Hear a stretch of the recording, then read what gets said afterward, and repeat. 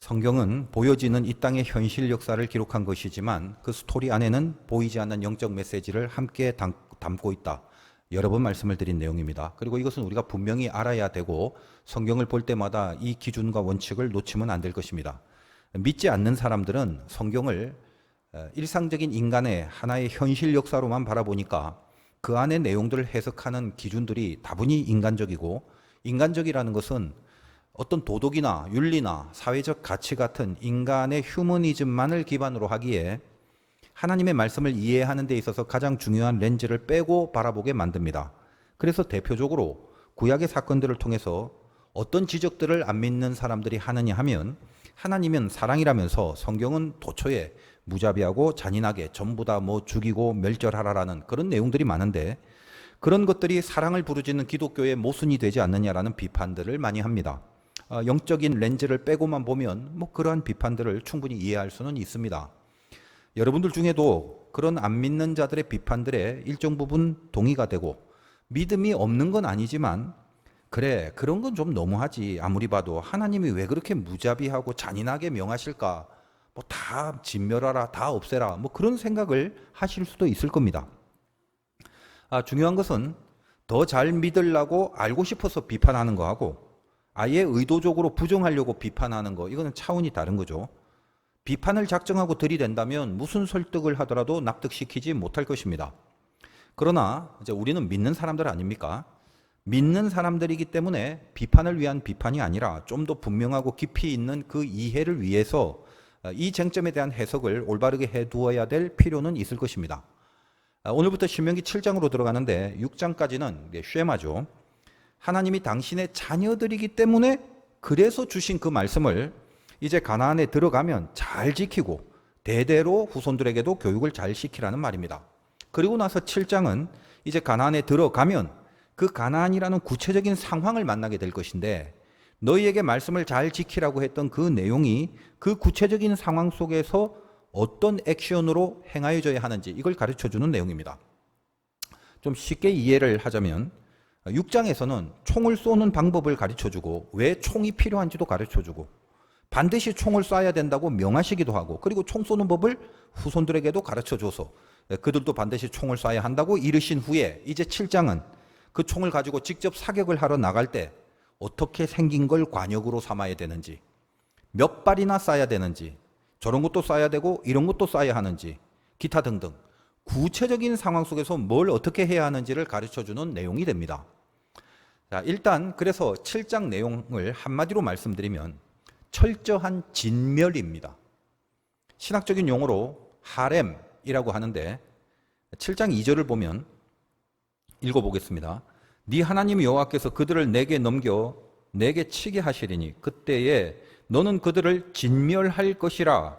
그들과 어떤 언약도 하지 말 것이요 그들을 불쌍히 여기지도 말 것이며. 여기 진멸할 것이다. 이때 이 진멸을 히브리어로 하렘이라고 합니다. 그래서 이스라엘에게는 하나님이 진멸해라 이렇게 명령을 내리면 이걸 하렘이라고 여겨서 철저히 파괴하는 순종을 했어야 하는 겁니다. 자, 그러다 보니 단지 그 진멸이란 단어 자체가 주는 어떤 잔인함과 무자비함으로 인해서 하나님은 자비가 없는 폭력의 신이 아니냐라는 그런 안 믿는 자들의 비판을 많이 받아오는 것입니다. 자, 이 부분에 대해서 복잡하게 이해를 시켜드릴 필요는 없습니다. 성경은 보여지는 역사 현실의 기록이지만 이 역사 현실 속에 영적 메시지를 주는 하나님의 말씀이라고 그랬죠. 그러니까 아주 간단히 결론을 내리자면 영적인 메시지가 무엇인가를 분명히 하고 있으면 되는 겁니다. 1차적으로는. 자, 죄가 있습니다. 그 죄는 하나님이 싫어합니다. 그러면 여러분들이 정말 하나님을 믿는다면 그 죄를 100% 끊어버려야 되는 건가요? 아니면 좀 아쉽고 미련도 있으니까 80% 정도만 끊어도 되는 건가요? 정답은 뻔하죠. 100% 끊어야 됩니다. 그걸 하렘이라고 하는 겁니다. 그게 진멸이라는 단어 안에 담겨져 있는 가장 중요한 메시지가 되는 것입니다. 구약 시대라는 건 여러 가지로 신약 시대 이후와는 아주 다르죠. 옛날 시대 아닙니까? 주님이 하신 일이 뭡니까? 옛날 그 구약의 율법의 차원을 신약의 복음의 차원으로 끌어올려서 이해를 시켜 주려고 한 거죠. 그걸 이해하지 못하는 자들에 의해서 죽음을 당하신 겁니다. 여러분이 영화 같은 걸 보면 그 원시 시대의 원시인들이 돌도끼 들고 살아갈 때 사냥해서 사슴 한 마리 잡으면 자기 가족들이 먹고 살 수 있습니다.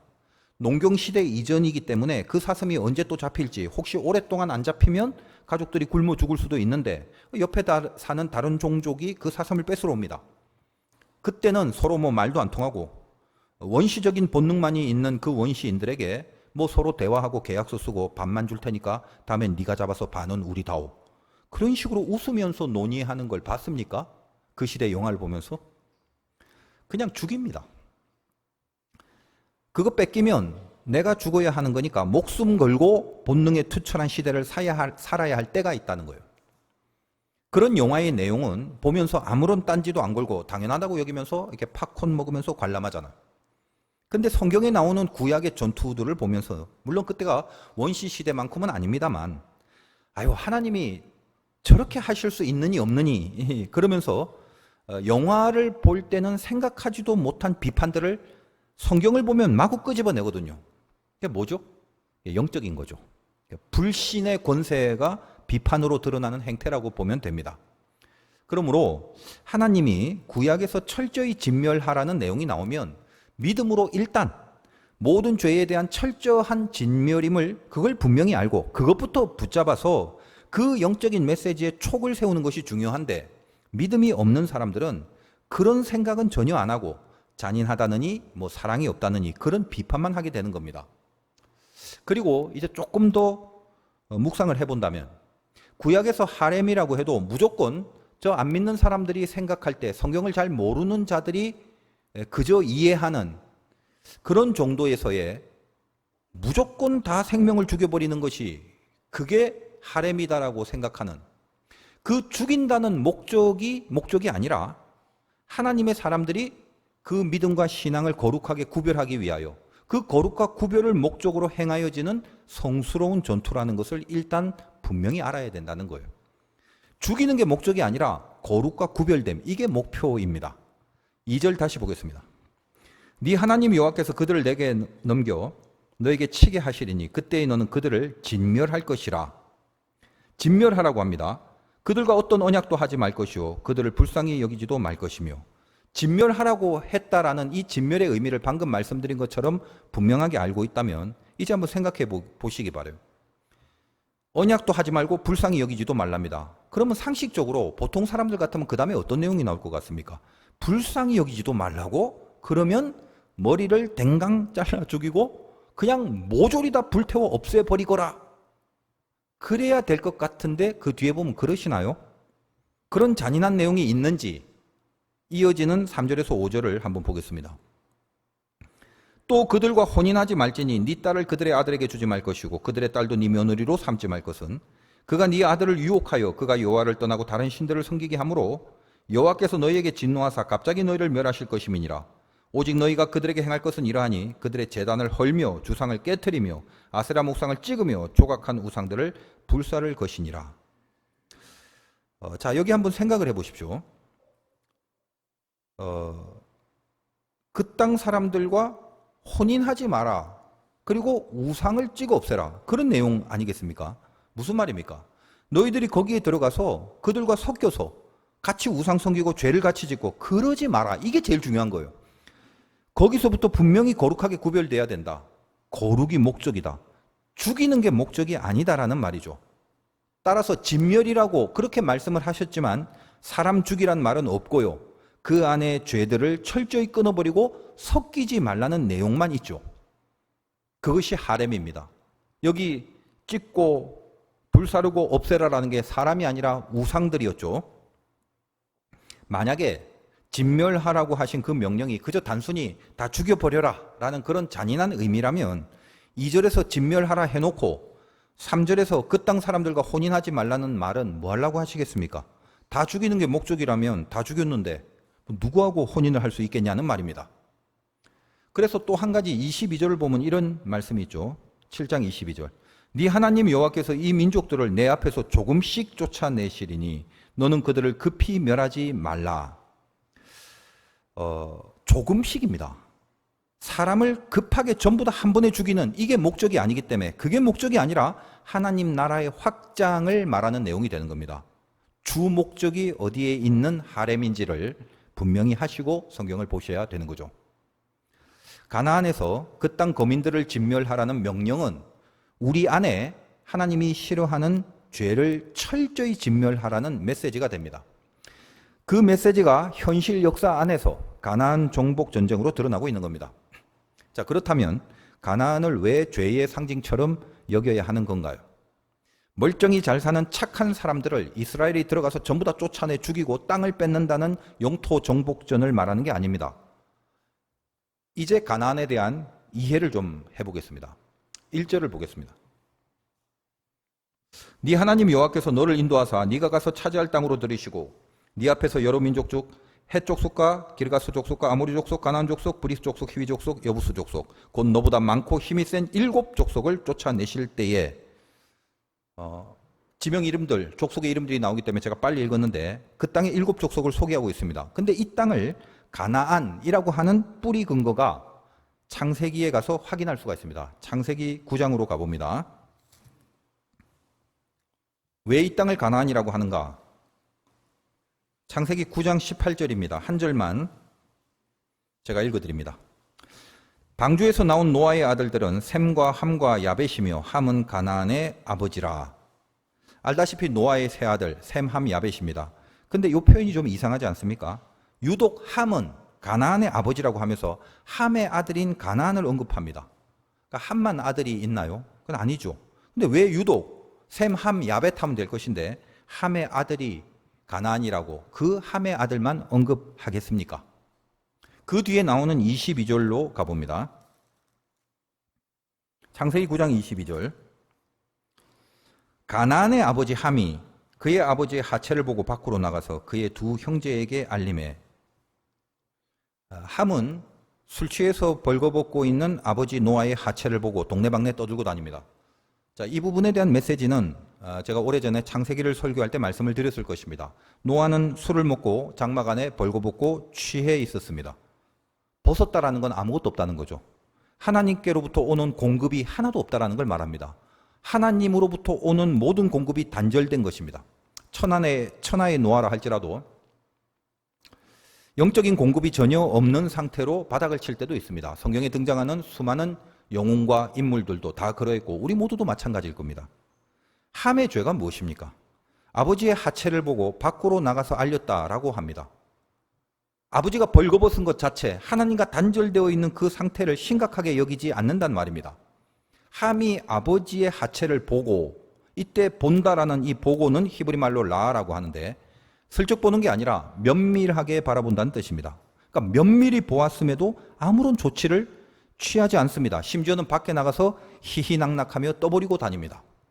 희희낙낙이란 말은 제가 첨가한 말입니다. 영적인 해석을 하자면 하나님으로부터 오는 모든 공급이 단절된 상태에 대해서 분명히 보고 있었는데도 그 문제에 대한 진지함이 없었다는 것을 말합니다. 하나님과 단절된 그 영적 헐벗음이 얼마나 수치스럽고 죄스러운가에 대하여 함은 신경을 끊고 살았다는 것입니다. 그 함의 죄성을 부각시키기 위해서 적어도 함에 대해서는 그 아들인 가나안을 반드시 언급하고 있는 성경의 의도가 있습니다. 좀 더 깊은 의미가 많지만 각설하고 창세기 10장 15절로 가서 이 함과 가나안의 죄성의 뿌리를 기억하면서 15절에서 20절까지 창세기 10장 15절에서 20절까지 보겠습니다. 가나안은 함의 아들이죠. 장자 시돈과 헷을 낳고 또 여부스 족속, 아모리 족속, 기라스 족속, 히위 족속, 알가 족속, 신 족속, 아르왓, 스말, 하맛. 이후로 가나안 자손의 족속이 흩어져 나갔더라. 가나안의 경계는 시돈에서부터 그라를 지나 가사까지와 소돔과 고모라와 아드마와 스보임을 지나 라사까지였더라. 이들은 함의 자손이라 각기 족속과 언어와 지방과 나라대로였더라. 여기 등장하는 이름들을 보면 오늘 신명기에 가나안 7 족속의 이름이 있고 동시에 당시 악의 대명사로 불려진 소돔과 고모라까지 등장하는 것을 확인할 수 있습니다. 그만큼 함과 가나안의 이 루트를 통해서 내려오는 족보의 죄성을 의미하는 거죠. 다시 오늘 신명기 7장 1절로 갑니다. 여기 등장하는 7 족속 중에 가나안 족속이 보입니다. 그래서 가나안으로부터 온 족속이지만 그 중에 또 한 족속을 가나안이라고 명칭하여 이 가나안을 대표하여 마치 남유다라고 이야기하는 것처럼 유다 지파를 대표로 하여 남유다라고 하는 것처럼 이 가나안 족속을 대표로 하여 가나안이라고 이렇게 명칭하는 것입니다. 여기 7족속에 대해서는 각 족속마다 성경의 역사를 추적해서 설명을 해드리면 재미가 있습니다. 근데 이걸 전부 다 오늘 이 시간에 설명을 해드릴 수는 없습니다. 그리고 재미가 있다는 것도 저만 재미가 있지. 여러분들은 아마 그 재미까지는 느끼지 못할 겁니다. 그래서 그냥 이것만 아시면 돼요. 여기 그 7족속은 함의 아들인 가나안의 후손들이다 그겁니다. 방금 확인했죠, 창세기에서. 그럼 여러분 잘 생각해 보시기 바라요. 인류의 모든 족속들은 다 아담의 후손들이에요. 그리고 홍수 이후 전부 다 노아의 후손들입니다. 여기 가나안 7족속이 어디 화성에서 온 사람들 아니죠. 다 우리 안에 있었던 사람들입니다. 화성에서 왔다면 야 너희들 왜 이 지구에 왔냐? 너희 별로 돌아가라. 그러면서 스타워즈를 할 수도 있었을 것입니다. 그런데 분명히 이해를 하시기 바라요. 전부 다 하나님이 창조하고 아담의 후손이고 노아의 후손들입니다. 그러므로 그들을 쫓으라는 것은 우리 안에서 우리를 쫓으라 이 말이죠. 이스라엘에게 그 가나안을 쫓아내라는 말은 우리 안에 있는 우리의 죄를 진멸하라는 메시지란 사실입니다. 저들은 강력한 죄성을 가지고 살았고 하나님과 단절된 상태를 대수롭지 않게 여길 뿐만 아니라 하나님이 아닌 다른 우상을 섬기고 살았고 하나님이 싫어하는 죄의 모습을 그대로 저지르면서 살고 있었던, 마치 죄의 모습을 그대로 방치했던 함의 모습처럼 그렇게 살았던 족속들입니다. 그러면서도 중요한 것은 무지하게 강력한 힘을 가지고 있었다는 사실입니다. 여기 7족속을 소개할 때 처음 등장하는 헷 족속은 우리가 세계사에서 배웠던 히타이트족을 말합니다. 야곱의 형인 에서가 헷 족속의 두 여자와 결혼을 해서 이삭과 리브가의 마음을 근심케 하기도 했죠. 성경에 나오는 구절입니다. 여러분이 학교 다닐 때 교과서라도 좀 읽어보신 분은 히타이트가 무엇으로 유명한지 좀 아실 겁니다. 최초의 철기 문명을 시작한 강력한 족속입니다. 당시 철기 문명의 시작이라고 하는 것은 더 이상 말할 필요도 없는 가장 강력한 힘을 가진 족속이라는 겁니다. 그 다음에 등장하는 아모리 족속은 이미 여러 번 다루었죠. 헤스본 왕 시혼, 바산 왕 옥. 기억하시죠? 이들이 아모리 족속 중에 한 족속들입니다. 또 히위 족속 같은 경우에는 야곱의 딸 디나를 강간한 하몰의 아들 세겜이 바로 이 히위 족속입니다. 기타 등등. 하여간 이 7족속의 마지막 부분의 내용을 주목하셔야 됩니다. 7장 1절 저 제일 뒤에 보면 곧 너보다 많고 힘이 센 7족속을, 그 7족속의 정체가 뭐라고요? 이스라엘 너보다 많고 힘이 센 족속이라고 합니다. 그리고 이스라엘에게 그들을 진멸하라고 하시는 겁니다. 진멸의 목적이 뭐라고요? 거기서 거룩과 구별을 철저히 지켜내라. 무지하게 센데 거기서 거룩과 구별을 지키기가 엄청나게 힘들다. 무지하게 세기 때문에. 그러나 철저하게 거룩과 구별을 지켜내라. 그 말입니다. 왜 우리가 그래야 하나요? 안 그래도 힘들어 죽겠는데? 여기까지 온 것도 지금 발 아파 죽겠는데? 나보다 세다면서 어떻게 그들을 쫓아낸단 말인가요? 6절을 보겠습니다. 너는 여호와 네 하나님의 성민이라. 네 하나님 여호와께서 지상 만민 중에서 너를 자기 기업의 백성으로 택하셨나니. 성민, 거룩한 백성이다라고 하십니다. 하나님이 우리에게 너희는 거룩한 백성이라. 우리가 왜 거기 가서 저들을 진멸해야 하나요? 왜 우리가 거기 들어가서 철저히 구별되고 철저히 거룩해야 되나요? 하나님의 말씀이 뭐라고요? 너희는 성민이기 때문에. 너희는 거룩한 백성이다. 그럼 거룩한 백성이 뭔데요? 우리가 뭘 봐서 거룩합니까? 우리에게 거룩한 실력이 있어서 하나님이 우리를 거룩하다고 한 게 아니라 6절에 보면 이 성민, 거룩한 백성의 정의가 내려져 있죠. 다시 한번 보겠습니다. 너는 여호와 네 하나님의 성민이라. 성민의 정의가 뭔데요? 네 하나님 여호와께서 지상 만민 중에서 너를 자기 기업의 백성으로 택하셨다. 하나님이 지상 만민 중에서 너를 택하셨다. 그겁니다. 그래서 너는 성민이라고 하는 거예요. 우리들의 가장 큰 문제가 뭐냐 하면 하나님이 택하셨다는데도 누가 택했다고요? 여러분 회사의 사장이 택한 게 아니라, 여러분 학교의 교장이 택한 게 아니라, 담임 목사인 제가 택한 게 아니라 만군의 여호와 하나님이 지상의 만민 중에 나를 택했다는 겁니다. 그런데도 충격을 받지 못하는 게 문제죠. 감동이나 감사 정도가 아니라 이거는 충격 중에 충격이어야만 합니다. 그런데 못 느끼죠. 실감을 못하죠. 그게 여러분의 죄는 아닙니다. 너무 큰 걸 받았기 때문입니다. 가끔 목사가 되고 난 후에 아주 시건방진 생각을 한 적이 있어요. 왜 나를 예수 믿게 만들었지?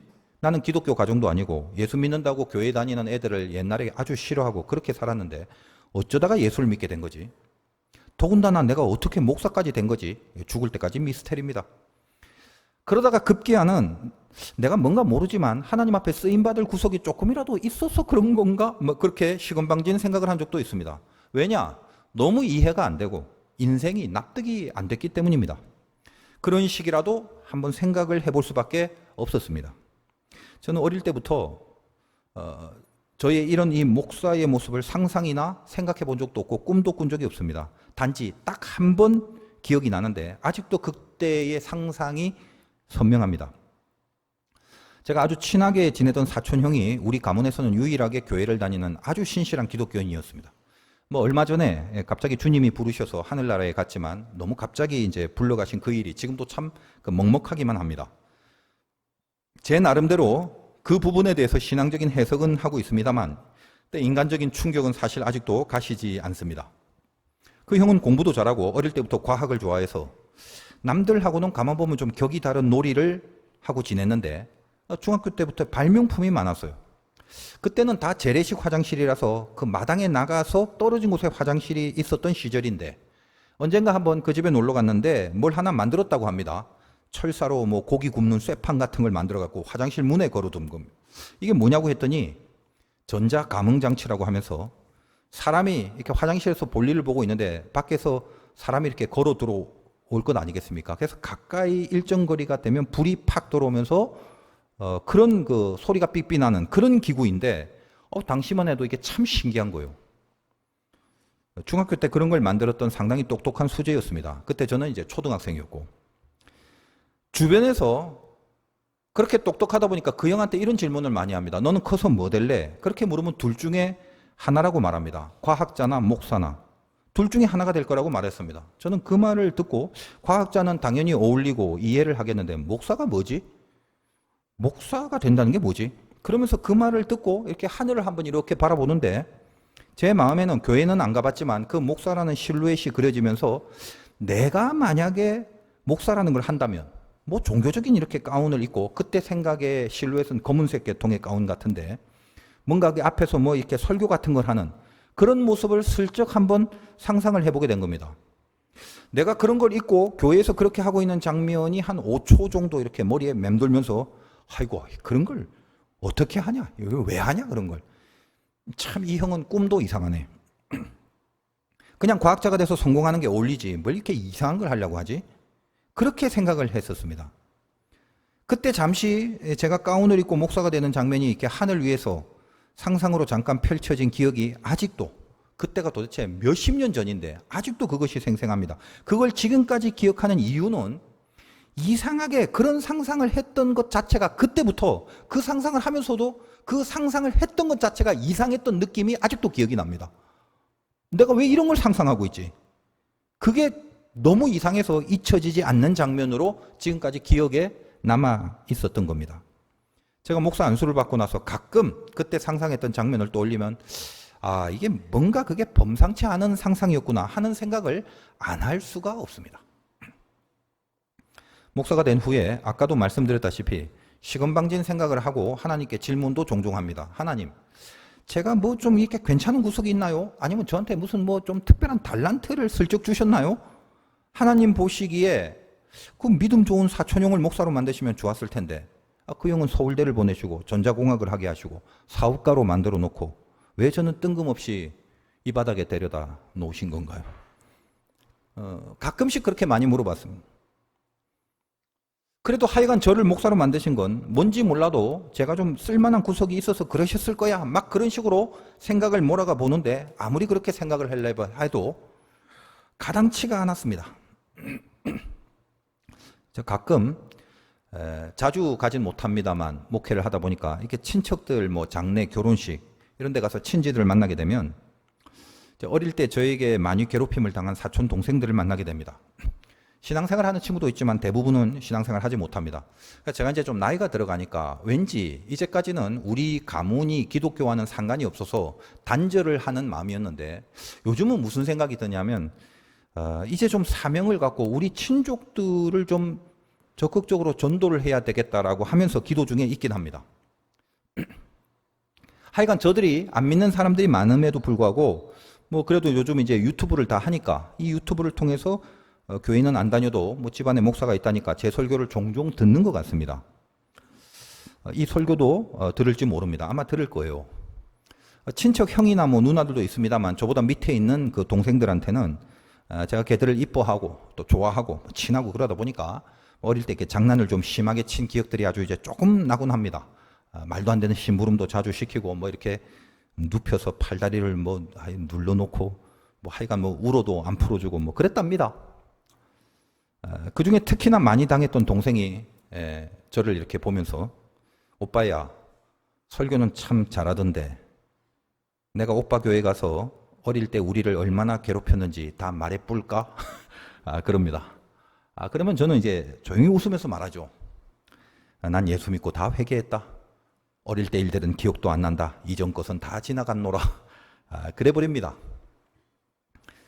저에게 뭔가 쓸만한 구석이 있어서 하나님이 저를 선택한 것이라는 생각은 완전히 틀린 생각이고 시건방지다 못해 불경스러운 착각일 수밖에 없는 건데 오늘 본문의 내용으로 말하자면 그거를 나에게 뭔가 괜찮은 요소가 있지 않는가라는 생각은 나에게 뭔가 수효가 있다는 생각이더란 말입니다. 오늘 말씀에 보면 수효가 많다는 건 풍성하다라는 뜻입니다. 쓸만한 도구나 재료가 풍성히 있다는 말입니다. 저는 오늘 이 말씀을 통해서 여러분들에게 제가 받은 은혜의 반의 반이라도 전달이 되기를 기도하는 마음입니다. 제가 받은 복받치는 은혜가 7절의 말씀입니다. 왜 나를 택하셔갖고 하나님을 믿게 하셨는가? 그 이유가 뭡니까? 제가 좀 쓸만합니까? 내가 좀 수효가 있습니까? 그 답을 들었습니다. 7절 보겠습니다. 여호와께서 너희를 기뻐하시고 너희를 택하심은 하나님이 나를 택한 이유가 뭔가? 택하심은 너희가 다른 민족보다 수요가 많기 때문이 아니니라. 너희는 오히려 모든 민족 중에 가장 적으니라. 하나님이 나를 택한 이유가 뭐냐면 다른 민족보다 수요가 많기 때문이 아니라 네가 무슨 쓸만한 괜찮은 구석이 조금이라도 있어서가 아니라 그럼 왜 택하셨는데요? 오히려 모든 민족 중에 가장 적으니라. 적어서 택한 거야. 여기 가나안의 족속들뿐만 아니라 모든 민족들 중에 가장 적어서 택한 거예요. 그렇게 말씀하시는 겁니다. 여러분은 어때요? 무슨 느낌이 드시나요? 혹시 기분 나쁘신 사람 있나요? 왜 나를 적다고 그래? 그리고 그냥 적은 것도 아니고 모든 민족 중에서 가장 적다면 완전히 제일 밑바닥이라는 건데 자존심 상하네. 혹시 그러신가요? 저는 오히려 이 말씀이 저에게는 얼마나 절대적인 위로와 힘이 되는지 얼마나 큰 소망이 되는지 모릅니다. 정말 너무너무 다행이다. 아무리 봐도 수효가 없는데 그래서 오히려 수효가 없는 나를 유효하게 여기시는 하나님이심을 그걸 알게 되는 겁니다. 수효가 많아서 무효가 되시렵니까? 수효가 없어서 유효가 되시렵니까? 만약에 여러분들이 인생에 수효가 많다면 조금은 갈등하시겠죠. 나 쓸만한 게 많은데 내가 할 수 있는 게 좀 있는데 그렇게 여기시는 분들은 그것 때문에 하나님 앞에서는 무효가 될 수 있다는 사실을 명심하시기 바랍니다.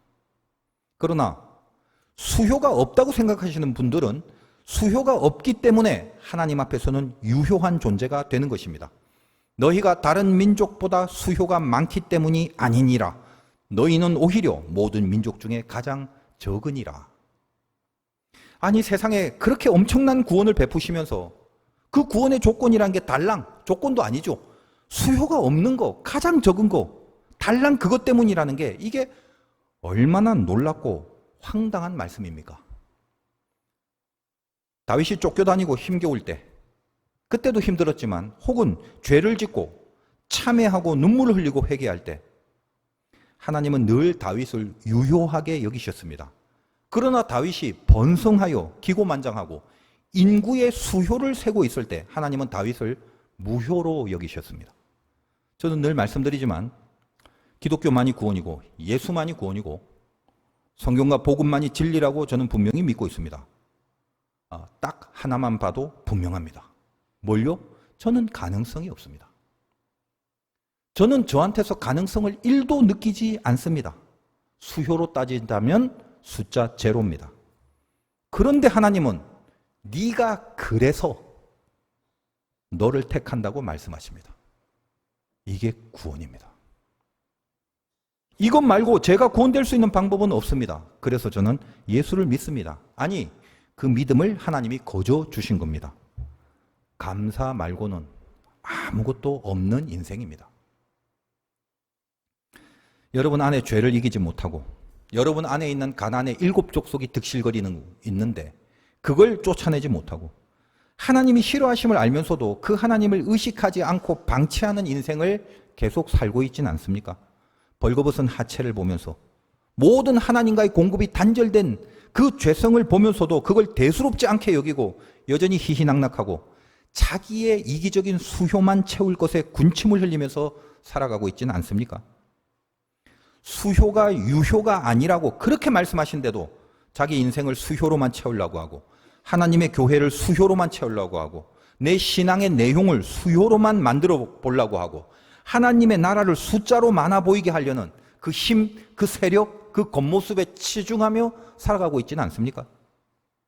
하나님은 수요가 가장 적어서 그것 때문에 택하셨다는데 왜 우리는 하나님이 택하실 그 조건을 반대하는 방향으로 열심을 내고 있는 건가요? 택함 받기 싫으신 건가요?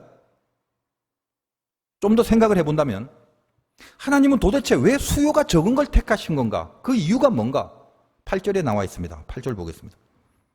여호와께서 다만 너희를 사랑하심으로 말미암아 또는 너희의 조상들에게 하신 맹세를 지키려 하심으로 말미암아 이 두 가지 때문에 자기의 권능의 손으로 인도하여 내어 종되었던 애굽 왕 바로의 손에서 속량했다. 이렇게 표현을 하고 있습니다.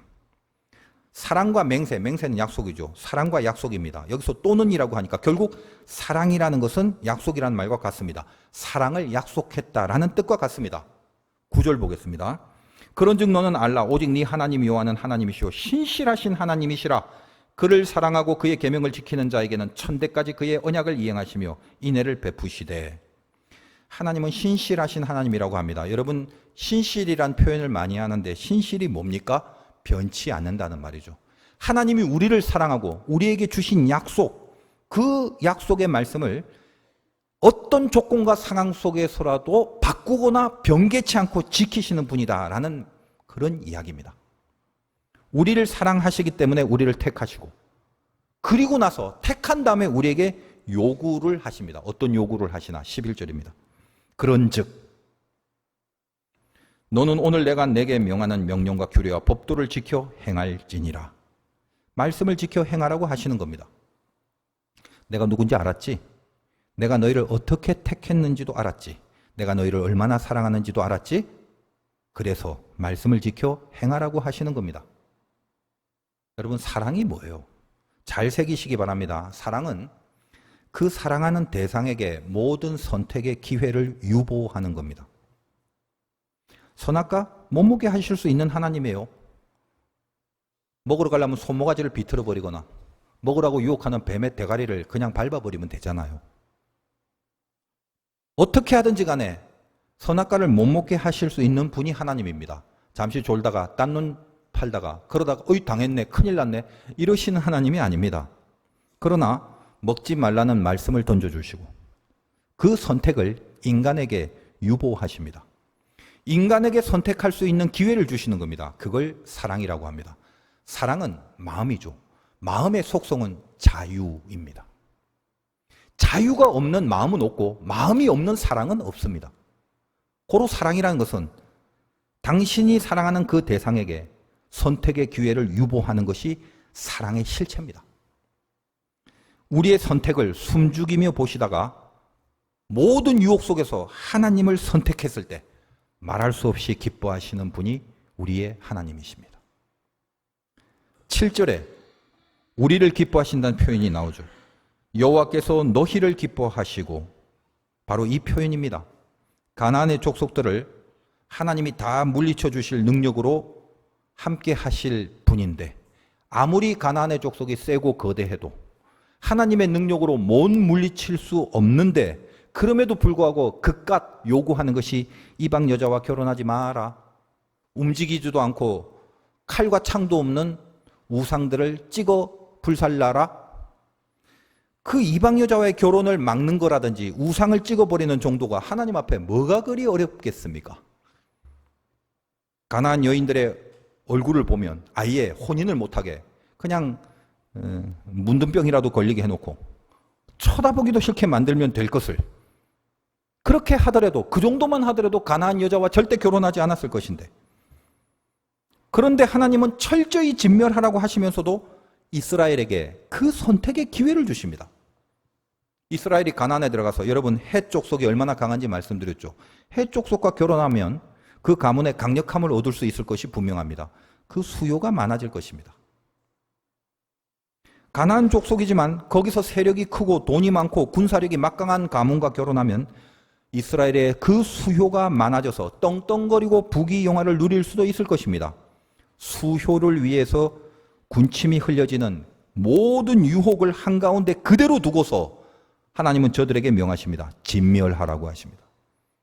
그 선택을 우리들에게 유보하시는 겁니다. 그리고 숨죽이며 바라보고 계십니다. 여러분의 하루하루의 삶을 하나님은 그런 마음으로 바라보고 계십니다. 이것이 우리를 사랑하시는 하나님의 마음입니다. 다윗이 사울에게 쫓기며 힘들어할 때 다윗은 저 사울의 군사력의 수효를 능가하기 위해서 절대 해서는 안 되는 망명을 합니다. 블레셋의 아기스 왕한테 가는 겁니다. 아기스의 신하들이 저게 다윗이네 의심하고 다윗이 궁지에 몰리자 이 위기 상황에서 다윗은 자기 수염에 침을 질질 흘리며 미친 척하는 추태를 벌이면서 그곳을 도망 나오게 됩니다. 사울을 능가하는 수효를 얻으려고 했던 다윗, 그 수효가 가장 좋아 보였던 다윗의 잘못된 착각 속에 각성이 생기게 된 겁니다. 수효를 얻으려고 했던 다윗이 각성을 하고 이제 돌이켜 아무도 없는 숫자 제로인 아둘람 굴로 들어갑니다. 거기에서 하나님은 비로소 다윗을 유효하게 여기십니다. 아둘람 굴에 하나둘씩 하나님이 보내주는 사람들이 있었습니다. 성경 표현에 보면 사무엘상 22장 2절에 환난당한 자, 빚진 자, 원통한 자들이라고 합니다. 다 어떤 사람입니까? 가장 적은 자들입니다. 아무런 수효도 없는 가장 적은 자들이 모여들기 시작합니다. 그들이 다윗과 함께 하나님 앞에서 유효한 자들이 됩니다. 그렇게 모인 400명의 동지들이 다윗 왕가의 기반이 되는 조직으로 만들어졌습니다. 수효는 유효가 아닙니다. 여러분이 이 험악한 말세지마를 살아갈 때 당장 이제 세상에 나가서 하나님의 말씀을 따라야 할 때 우리 안의 죄를 모조리 진멸시켜야 되는 요구를 하나님 앞에 받을 때, 그래서 세상과 다르고 거룩된 구별됨을 지켜나가려고 그렇게 결심을 할 때, 그 선택의 기로에서 나는 저 세상의 가나안을 택할 것인가 하나님을 선택할 것인가 하는 끝없는 선택의 갈등이 도사리고 있을 것입니다. 하나님이 말씀하십니다. 너희는 철저히 진멸해라. 헐고 깨트리고 찢고 불살라라 라고 하십니다. 하나님이 직접 안 하시고 그 선택의 기회를 우리에게 유보하시고 가슴 조이며 바라보실 겁니다. 우리가 무엇을 선택해야 하겠습니까? 선택하기 전에 오늘 말씀을 붙들어 보시기 바랍니다. 나는 누구인가? 너는 하나님의 성민이라. 하나님이 지상 만민 중에 너를 선택하셨다. 하나님이 선택한 나는 이제 여기서 무엇을 선택해야 하는가? 하나님을 선택하는 것이 마땅하지 않겠습니까? 승리하시기를 주님의 이름으로 축원드립니다.